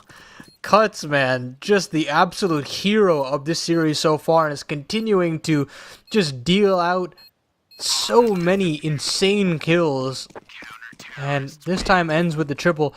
I've done a little bit of digging, and I mean, of course, it's not too much digging, but Chaos is the coach of this team. He is their stand-in, and they've been trying to figure out who their fifth player is for quite some time, and it has been Tierney here and there, but I don't believe he's on the roster's books anymore, and because of that, you've got a bit of a hamstrung Keatstars at the moment playing alongside their coach, so keep an eye out on that in terms of his development, and so far he's been pretty serviceable, don't get me wrong, but this is the guy that you want to watch most, Cuts Moretz with an AWP in round number 2. Yeah, it's a little bit interesting, right? All up second round. I feel like you never get to see that. Okay. Dang. Who's easing up when you got Deegs, man? Let's remember, we're talking about the South American region here. These guys got some crazy Deegs, right? So, I mean, that's a great opener. BSD, once again, been, a bit of a highlight, reel for the Game Hunters. Been able to find some really, really good kills on Dust 2 and is still maybe continuing that form here and now. You can see the window boost actually does come through, so the defense is getting a little bit more thin there, leaving just the 1 and B. They're having, I think, this Matheos now is actually going to kind of creep through, into window. Is he going to actually recommit to this? Okay, so he makes a lot of noise, so BNC does have some intel, but a lot of pressure here for the coach. Like you said, Chaos in a tight position. He's got the MP9, but he's going to have to find more than one here. He has to be able to get some multi-kill to allow them to be in a good position. Matheos is right there to save him, and now he could go for the swing. He's still posted up. He's not given too much of movement on this, and he's got the intel. These guys are falling back, and they only have 30 seconds, so they're going to reconvene a new game plan. They're going underpass. They're going right into connector.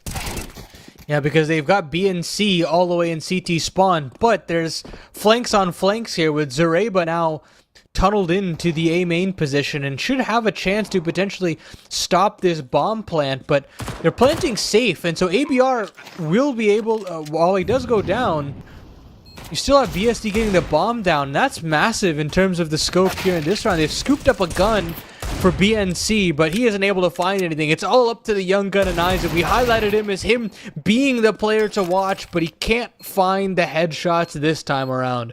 Keatstars get themselves their second round, but boy, were there casualties along the way. Yeah, there really was, and like you said, it was I think it was BNC, like you said, that was already in CT spawn, and doing a really good backstab, so it felt like they had that A site pretty much up for grabs. So thankfully for Zareba, like in a good position on the A ramp, just kind of waiting things out. But yeah, very expensive round for Keatstars, so it's not an easy round win, but it's a win regardless. But Game Hunters are going to be feeling relatively decent about that, considering, they brought it down to 2 alive for the CT side. They get the bomb down, so this is still going to be a decent amount of work. And now the AWP is going to be on the playing field here for BSD. We'll make sure that Cuts doesn't get caught a little bit in window one more time, maybe.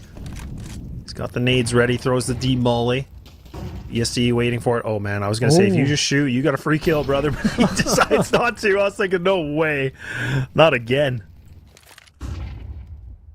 BSD does get into the boxes without taking any damage. That Molotov does not spread, so because of that, BSD has an avenue, a sight line into the window here. They'll smoke it out, and they should be able to establish at least some mid-space. Looking like an A split here with how much space that they've been able to garner to the bottom of connector.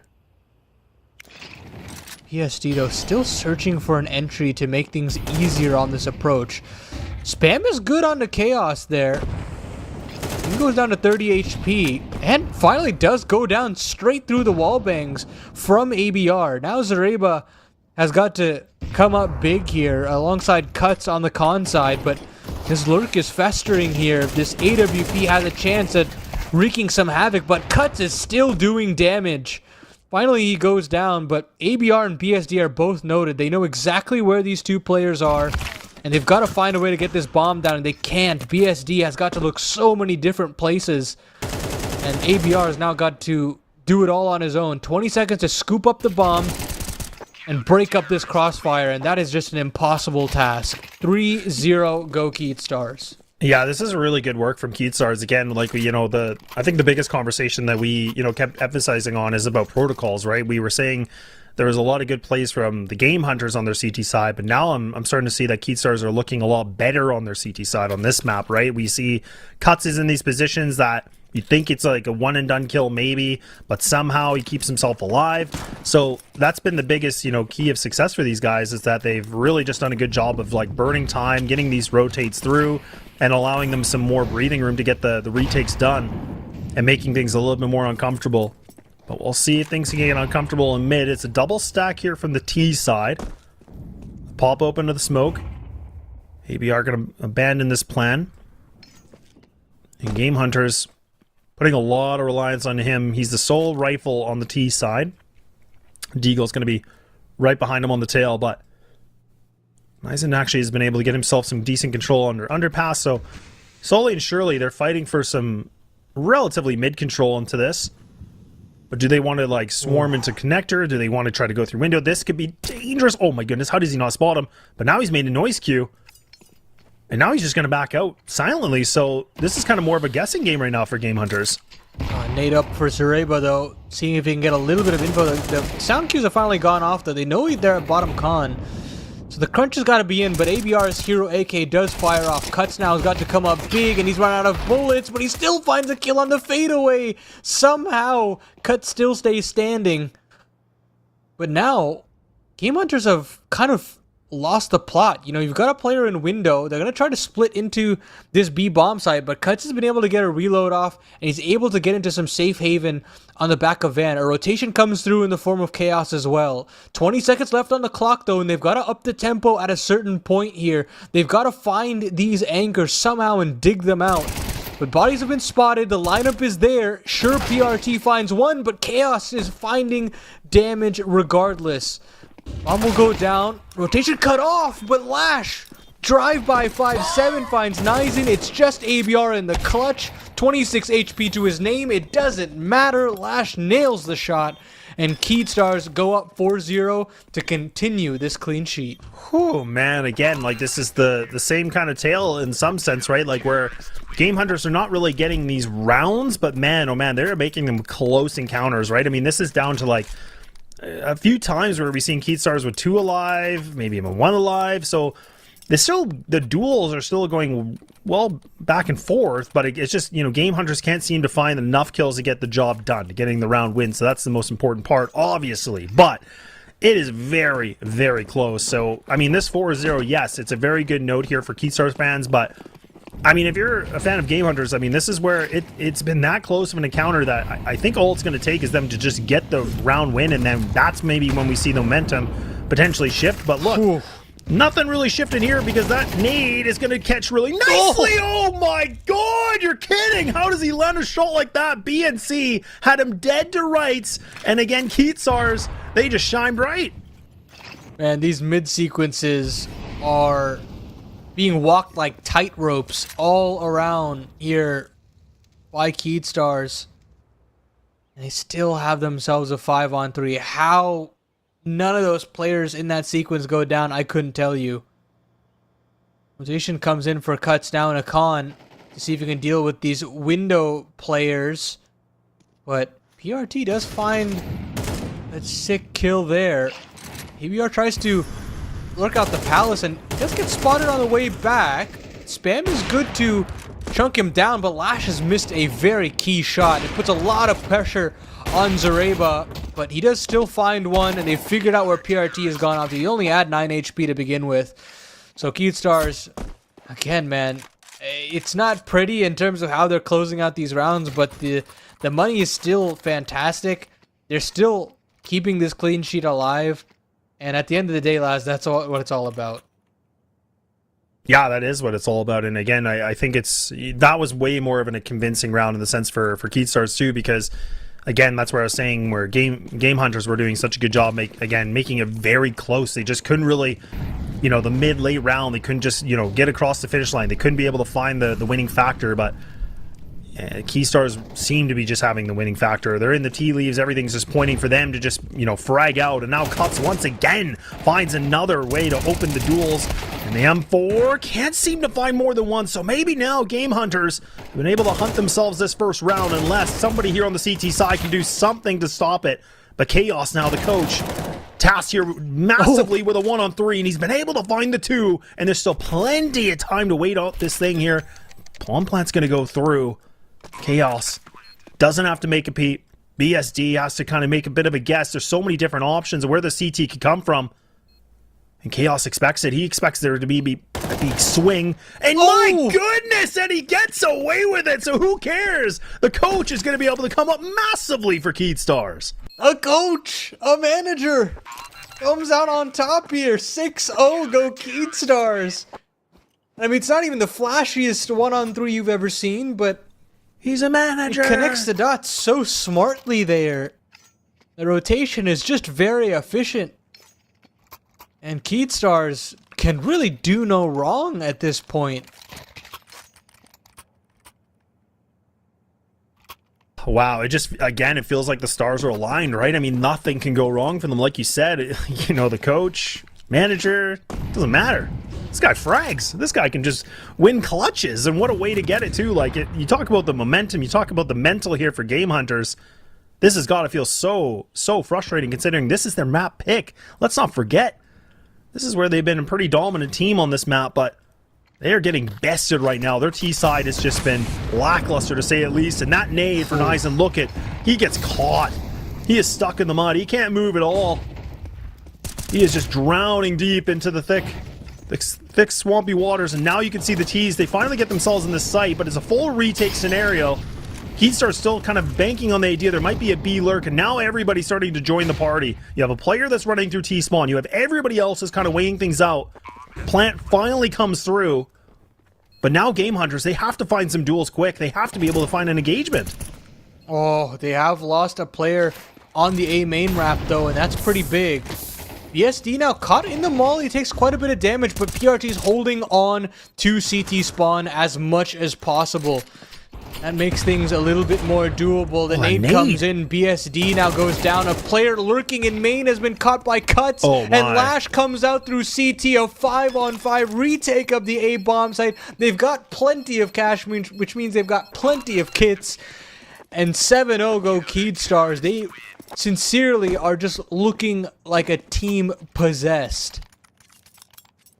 Yeah, it's getting to the point now for Game Hunters. Like, I was going to say, you got to call this timeout. You got to be able to kind of slow things down. You got to figure out what do we do differently here, because it's starting to feel like, you know, Keystars are just that big fish in the small pond. Like, these guys are just, like, noticeable. Like, nobody can stop them, you know, and now it's for Game Hunters. Like, what do you do differently? Like, I mean, they've been able to go for some A-pops.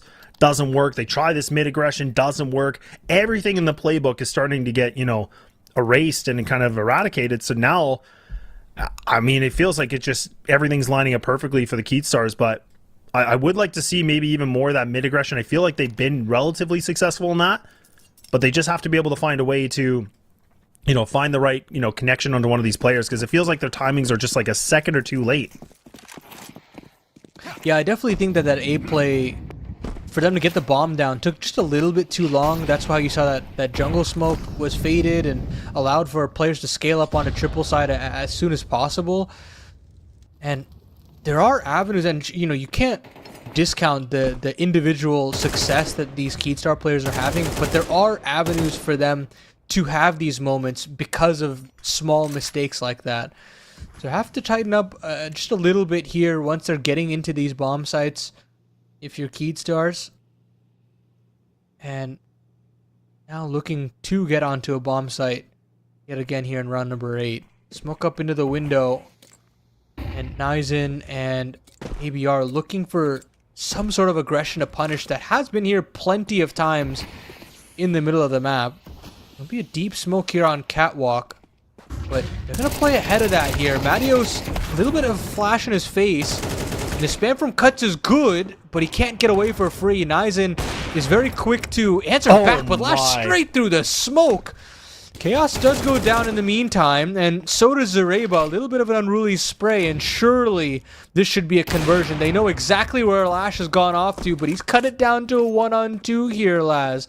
Bomb will go down on this B bomb site, and Lash should potentially be caught out on this rotation by Nizen. But Lash is aware of this potential rotation.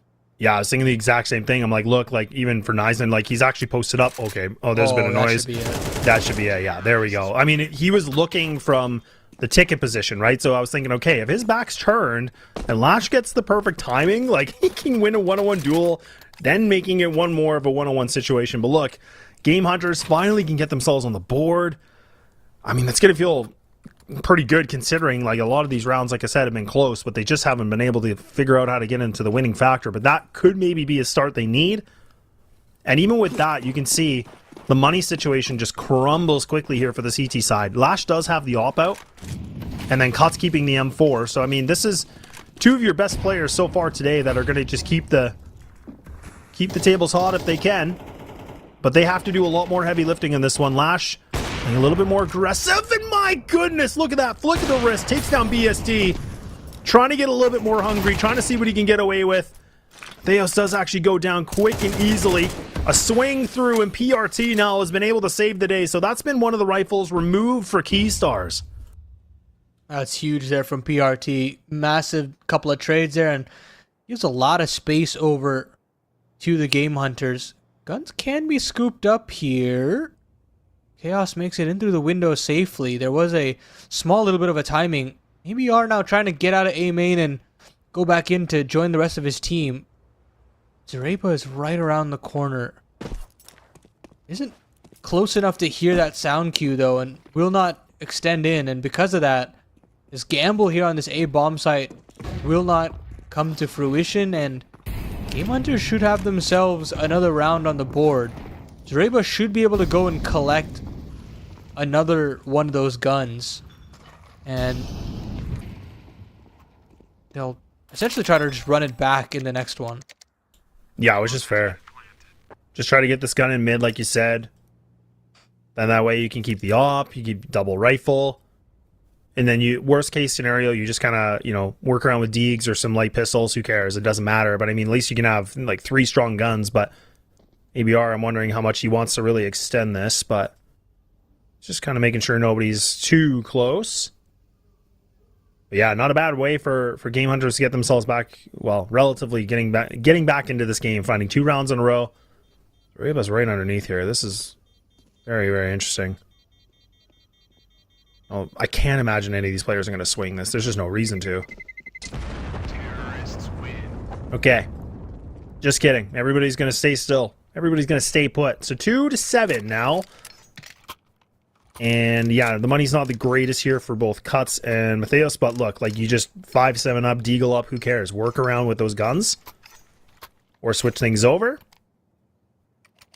Now, I mean, this is where I kind of beg the question, Paladin. Like, do we see Keystars try to do a little bit of a BM in the sense of like, you know, pushing through mid and try to be a little bit ultra aggressive, catch some, maybe get some real estate, or do they just kind of maintain the same game plan?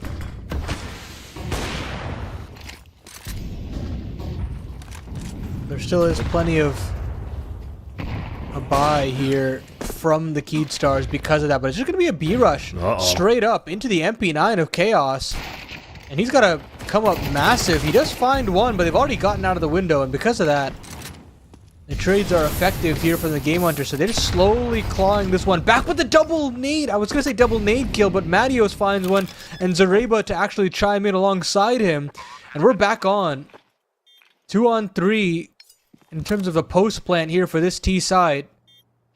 ENC and BSD smoke up into the apartment, so kind of neutralizes a potential angle for Game Hunters to deal with, but they're getting up through the cat side. They're walking straight through that smoke, and BNC's got to connect, and he finds his man. But is he aware about the second player? Yes, he is. The double Bs connect here on this B bomb site, and they pull together 3 in a row. Yeah, it's so disappointing too, because again, I feel like it's one of these technicalities, what we talked about on Dust 2, where I think it was Lash, obviously, with the op here on Keystars, but if he would have been able to find that 1 kill in B apartments, then Chaos would have been in the position that he could have waited things out. All the attention would have been on the opper, because he was just playing Van, waiting things out, right? But the fact that Lash misses a shot, gets killed pretty much instantly, that made it even more problematic for Chaos to, you know, have to get a multi-kill. He had an MP9, not really in the best position with it, and the guys were able to swing into sight and then pretty much take him down. But if that shot would have, landed, I feel like the round could have really unfolded to be something quite different. But for Game Hunters, that's going to be feeling really good, considering that, you know, this was at one point a 7-0, And now they're climbing themselves back into this game. They might be able to climb some more kills, and indeed they do. A little bit of a response from Chaos, but I mean, they've already lost 2 of their teammates. And Game Hunters, if they choose, they have a freebie site. Like, no one is there on the CT side. Yeah, absolutely. I mean, Marios is making a rotation over, but he's just got a deagle. Can't really ask much out of him at this point. They've gotten out of the window as well. So, they've cordoned off enough angles, but Marios does nail one. Crosshair placement is nice, but the nade comes sailing over, and BSD's already gotten onto the window angle himself. So it's just going to be Chaos, who's scooped up an AK and probably want to save it, but swings right into BSD's sniper. So that momentum that's been built up over a long period of time for the Keystars has very quickly been whittled away by the Game Hunters. And sure, you've got a buyout, but it might feel a little sour if this half ends for the defense at 7-5 when you started out 7-0. Agreed. Like, and that's, you know, that was kind of what I was saying, you know, 5-6 rounds ago, is like, all it's really going to take is, you know, Game Hunters to finally get around on the board, and maybe that could just be more of the acceleration they needed. And now I talk about accelerating. Look at this. They're just going to run up to Cat. Matheos, there's no way I can't even expect it. I can't even say the words because he's just running through it, running and gunning.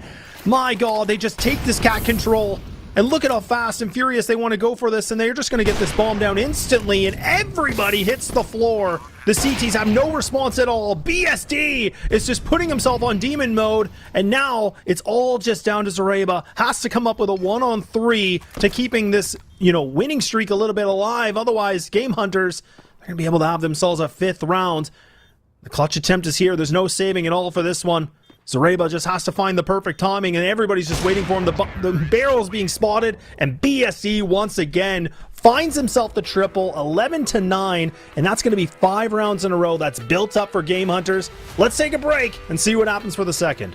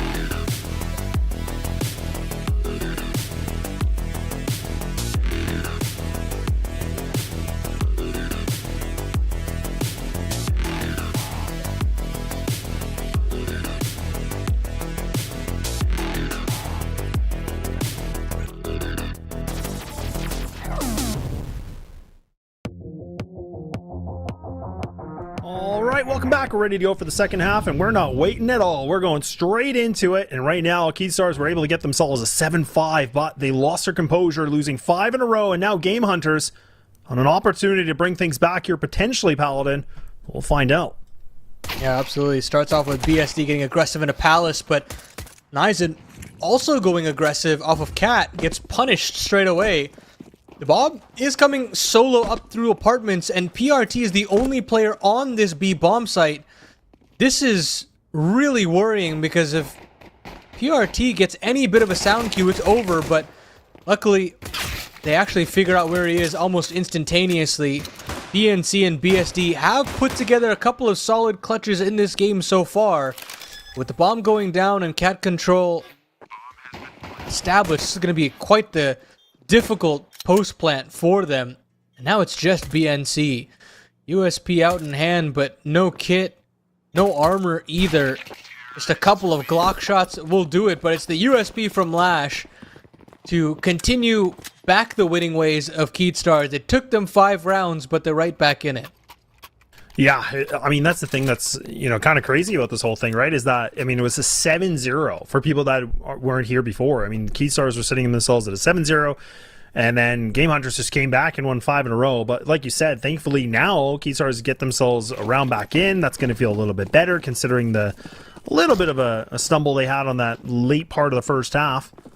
But now it's about capitalizing on that pistol win if they're going to be able to find, more success in this. But light investment here from the CT side. Decide not to force up. And they actually decide to go, they roll the dice. They're like, yeah, look, B is the plan of attack. And it's wrong. But look, that's okay. That's the gamble you go for. But now Keystars hopefully going to get this plant down quickly. But these CTs are quite quick on this, though. They got some good footwork. And really, if they can swing the CT, maybe they can find a kill or two. Maybe. Yeah, that's the best case scenario here. You don't have a flash to potentially get your team involved. But they're just going to have to essentially do it dry. They're going to do it, I'd imagine, later on in this bomb's life cycle to potentially catch some players off guard on the fadeaway. But now that Chaos has found that kill and that nade has just chipped away so many players, it was always going to be a done deal. But Keystars, they get to keep all 5 players alive and makes this bonus round that much sweeter here. If they find this one, Laz, it's going to be a very improbable comeback needed from the Game Hunters. Ooh, even despite what we saw before? We're going to stick to it? Yeah, at this point, right, if they win this bonus round, you're talking 10, maybe 11 rounds, and you're going to have boatloads of cash to go through in terms of stopping a potential comeback that your percentage chance of making that comeback if you're the Game Hunters dramatically drops. That's very fair. And I agree with you. And the only reason I asked you is because just what we've seen so far in this game, but could be onto something. But look, Nizen says, look, I'm going to find the opening duel. May cost me a lot of HP, but look, I'll find something to get a little bit of a kickstart here for the Game Hunters. This bonus so far looks like it's not too much of a bonus. Do you have this connector control? Oh, never mind. I was going to say maybe they can creep up and get the perfect timing on this, but ABR with a great bit of a swing onto this. Now he gets caught. A small reposition from him. And Keystars, this is a bit of a tough decision to make, right? You go for the window smoke. You either decide you want to go back towards B, kind of cut your chances there, or you kind of go all the way around. You could try to pop through A main, or on A ramp, I should say. You have Lash making a ton of noise, so they're actually going to try to split into B potentially. Now this cat control, but it is 2 players. So this is where, do they expect PRT to be this close? Are they going to actually clear it? Oh my goodness, the coach. He still got it. Doesn't matter, he's a manager. He still can hit some sick shots, and now BSD has been able to pop off, and now he's going to get just a little bit out of the position with the molly, and look at this, Paladin. They actually are making this look very winnable. Yeah, but the 2 rotations are already in, and look at the HP bars on both Chaos and Zareba. This is going to be a tough ask, but the lineup is there for Zareba, and the chip damage is also there for BNC. 7 seconds though, and he's got to chase him down. Chaos is running in, trying to nail BNC to the wall, but isn't able to do it. 1-on-1, and Game Hunters come out on top. honestly, a 2-on-1 in a lot of situations with time on their side, and they just barely come out on top. But that's the bonus again, right? And getting that much economic damage, probably another one of those best case of a bad situation here for Keydstars, that if you're able to notch a win here, you're already putting pressure on potentially racking up 11. So they're not out of the 100%. woods just yet. Yeah, no, and it's a good point you bring up too, because it is the bonus. So the fact that only one survives on the CT side, it's still a really good round for Keystars, despite it doesn't go their way. Now they're going to try to take this A ramp control. Lots of utility being burned right now. The smoke wall is thrown from the T side, but it's all a ruse. It's all just a little bit of noise. And now the CT side, you can see double grouped up in a site. You have a player right onto ladder room. They just might be able to find the timing of this, but both these guys together in window. ABR does actually still find himself an escape plan in this one. BSD needs to be careful. This is very, very thick water he's going to go through. This could be very dangerous. A boost once more. This could be bad. And there it is. Nice little bit of a 1-2 combination here from the CT side. Finds himself a good opening duel. Ooh.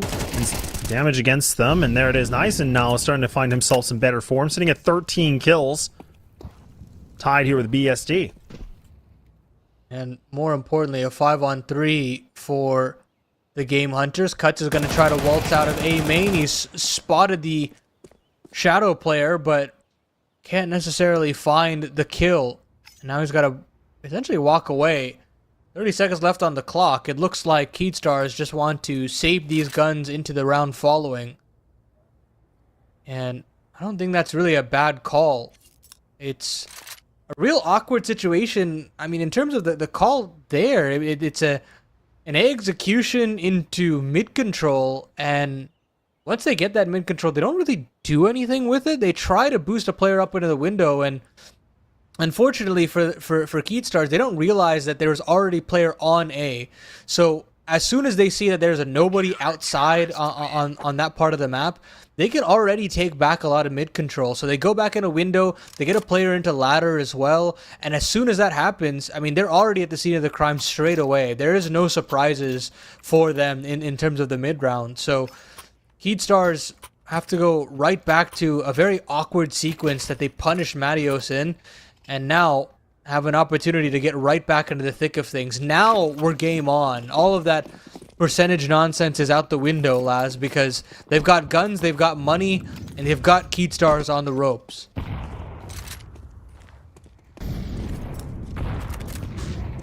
Yeah, and ABR actually decides to go for a little bit of aggression in a mid here too, so we've definitely seen that Game Hunters, again, once they find that first round, it feels like they look a little bit more revised and a little bit more in fighting form. Now Keystars actually going to just a bit of a flood out of B holes and having one person in mid to kind of find the lurk potentially, but Tech9s maybe. Okay, Zareba's able to find that double, and Mateos now. Okay, well, hang on a second. Things are looking a little bit more uncomfortable for the CT side. I was thinking this is going to be an easy one, but BNC, he starts to make a bit of a knockout punch, and now he has to find more. That's an easy one. Both the players are just standing in no man's land, and now Lash has to be able to find up this last kill. And it's a 1v1. Full HP, and he's got to reposition. 13 remaining. Nizen goes for a swing, but Lash is just waiting for him, and that's a 10 grabbed up. Oh, that's such a massive clutch there from Lash. He's been doing it with the sniper for quite some time, but now switching over to the AK. He's as flashy as it gets, Laz, and finding double digits like that is absolutely massive. Comes down to a one-on-one, so there are going to be repercussions because of that, but at the very least, they're still stuck into this game so far. Concessions to be made on the Game Hunter side of things as well. 2 MP9s on both PRT and Nizen, and no util for BSD. They're going to try to get really aggressive and try to be resourceful with the limited utility that they have. So they get aggressive into A main. They've got Nizen planting the flag there for the defense. But with that, now they can cause a rotation moving back into the window. Execution comes in, and Nizen will have to come up to bat straight away with that close range MP9, and he can't find anything. Instant dink for Chaos, and BSD has been figured out as well. He's got to try to stay alive for as long as possible, but he can't. But BNC out through the bench finds 2. Marios is still there, and Lash alongside him. So they found themselves into a 2-on-2, but the bomb has been dropped all the way back in A main. You've got a CT still slithering around. 61 HP goes ABR, and Mateos still there to find more damage. He's gotten himself another sound cube. The swing comes out from the MP9. It's all up to Lash yet again. And another 1-on-2. 20 kills deep. 11 rounds for Keedstars. And the money has been shattered. What is going on, man? I mean, Lash is just popping off, and now he's been able to buy them out of some sticky situations. That's 2 rounds in a row where he's tossed here with a 1-on-2, and he's been able to deliver full force. And now for Game Hunters, they have to call the second timeout, and rightfully so. I mean, it should have been theirs. I mean, they did a good job just kind of, winning the duels on the execute, but then they kind of just left themselves a little bit open. But man, oh man, how do you stop someone like Lash kind of performing the way he is? And that is going to just kind of hit you in the gut really hard here for Game Hunters, considering that it felt like it was theirs. It felt like that round should have been for them, but now they're going to just force up. And they realize, look, it's either now or never, because, I mean, we're talking about next round can be map and series point here for Keedstars. But Game Hunters, they have a big task at hand here. They have to be able to come up with a massive swing of some kind. It just feels like every single time, like it just feels like the tea leaves are against them.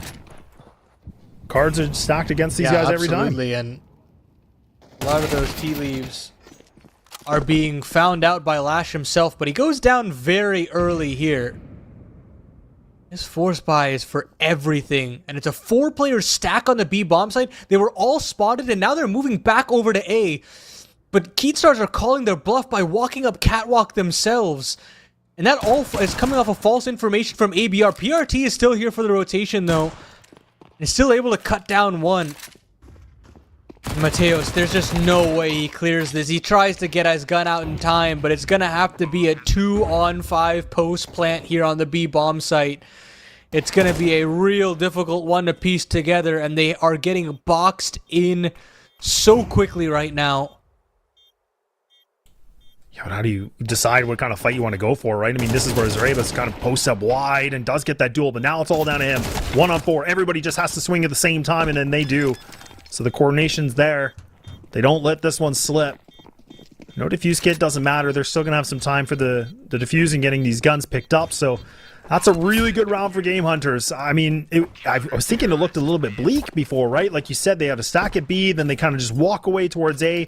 But really, it's PRT that, again with the 5-7, he was able to find that first duel, just throwing some utility, really catching these guys in the vines a little bit. And then you have that kill right there with ABR, just finding that late player into B halls.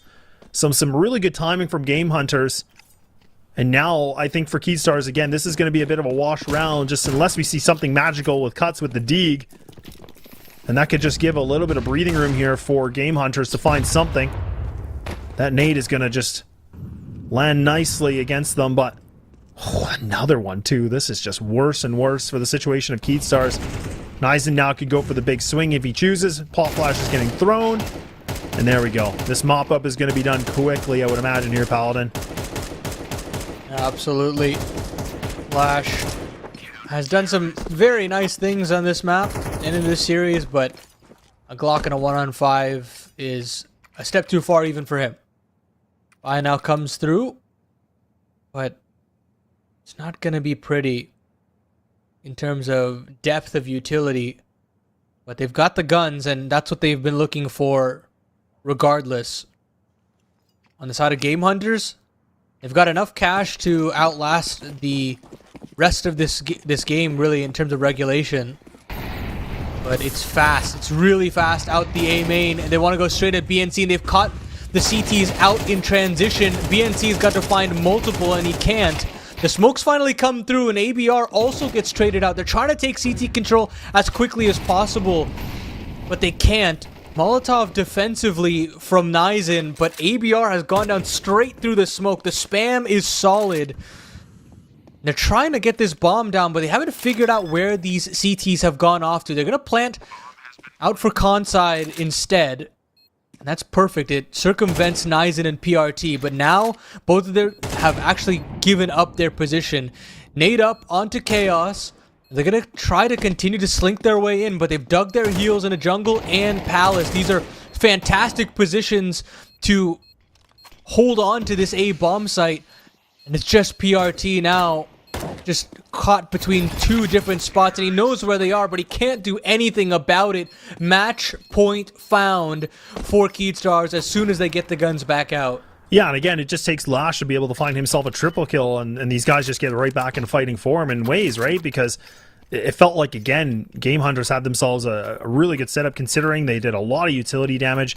But I kind of, I love it and hate it at the same time that Keystars kind of just, again, run through the molly, don't even care. I was thinking this is a massive risk, but it pans out beautifully, right? I mean, they were able to get out of A-ramp a little bit faster than I think Game Hunters were waiting for. Now it's all down to this. Map and series point available for Keystars. Game Hunters now needing to pull up 3 rounds to push this thing to an overtime situation on their map pick alone. And everything is just invested into this round as much as possible. And Keystars just kind of mixing up the playbook. You got the double player into B Hall. You got the triple in mid. They're kind of just exploring their options a little bit here. And this ult from BSD, it's posted up in ladder. He ain't moving a muscle. He's waiting things out. He thinks he's got something lined up on the tee box, but finally realizing, look, I might have to switch clubs, and now he's just going to reposition himself entirely. Had an opportunity there. He hasn't played ladder like that before, so I was thinking he'd just hold on, but instead backs away. No player is really considering chair as an angle as far as Keystars is concerned, and they're thinking about just walking up Khan. 50 seconds left here. And these A players are pushed so far back. And again, they're just going to continue walking up. Now smoke at the base of Khan, Molly up on a BSD. So they're going to have to just go charging in. An ABR found 2 at the bottom of Balk. But the kills back come in very quickly. Still 2 players here in CT that they've got to dig out. And they found one of them. Are they going to expect the second? No, they're not. But Nizen can't collect. And that's a problem. The spray is unruly. And PRT has made it to jungle, but the shot from Cuts! Quad kill to end it, and Keystars get themselves the sweep. They played around with the veto, and they are rewarded with the 2-0 and advance through this lower bracket. Yeah, and again, you gotta give a lot of, efforts here for Cuts and Bull for Lash. Like, these guys together are really just picking up the hammer and throwing it on down here. And Keystars, like you said, they're going to be able to find themselves the 2-0. And that keeps them alive here in the lower bracket run. So Game Hunters, they're done and they are out. But, I mean, it just felt like we're going to bring up the bracket a little bit here just to kind of showcase about, again, this path. But it's something to really behold, because Keystars, I was thinking, like, things were kind of really running hot. Then it kind of felt like they slowed down. But all in all, they were able to get the job done and getting themselves that W. We've got the updated bracket now. Essentially, upper bracket is figured out, but we've got our final lower bracket team as well in terms of Keystars moving on. They'll have Crashers in that next round of play. Meanwhile, Shinden continue their lower bracket run, looking to rectify the loss in Cup number 2. They'll have a doable matchup against R2 in their next matchup, but yeah, keep an eye out on Keystars to potentially meet up with Shinden if they continue on. But of course, LP, Fake Deburu in that top side, Uno Mile as well on that top side, so still a lot of competition in this cup, and there's only one spot available for those finals in terms of ECL Season 51, and we've still got a lot of great teams to potentially be in that conversation. So from us here now, though, in terms of South America, we are done and dusted. We've still got a lot of action in terms of global Counter-Strike. North America still later on in the day, but from Paladin, from Laz, from production, we're going to be signing off. Bye-bye.